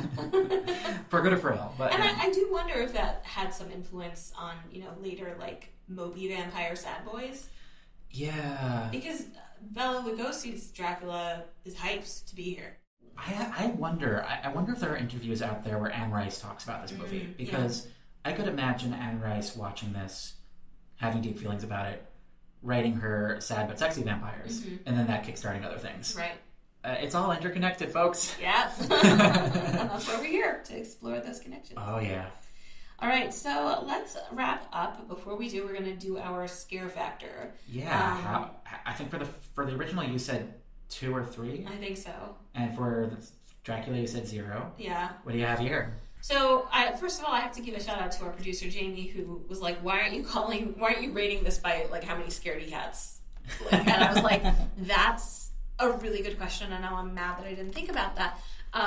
So I think I will probably give this one, like, a 4 out of 10, and that, the extra 4 is... Yeah, I mean, so this movie is not, like, funny in the sense that the Lugosi version was, like, where you were just kind of laughing because things seemed kind of silly. Yeah, its humor feels more intentional. Yeah, and things do seem somewhat silly in this version. It's obviously it's dated, but, like, it's way less easy to laugh at. Maybe it's the fact that we started with a bunch of real corpses.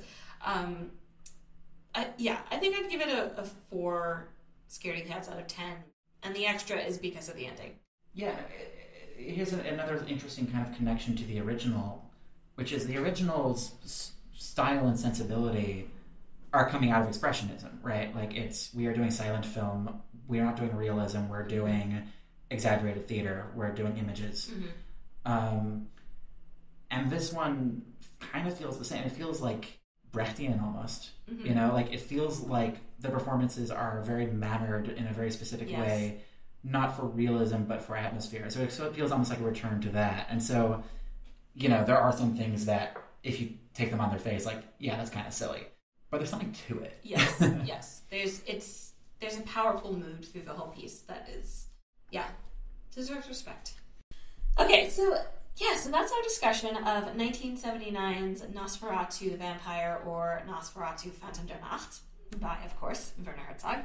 Next time, we'll be discussing Francis Ford Coppola's Bram Stoker's Dracula from 1992. Which is such a left turn from this movie. And I feel like it's just important to include in our journey, because I keep hearing people say that Eggers' version calls back to it, either intentionally or unintentionally, and that I have to see. But it's certainly an important Dracula movie, and if we're playing the hits... Yeah, I'm looking forward to it. I do think that by the time we do see the Eggers version, we'll just be like Leo pointing meme the whole time. But again, maybe that will distract me from the visceral horror of the experience. I'm excited for the scaredy cat quota on that one. Oh my god, all the cats. Okay, so Avishai, where can people find you on the internet?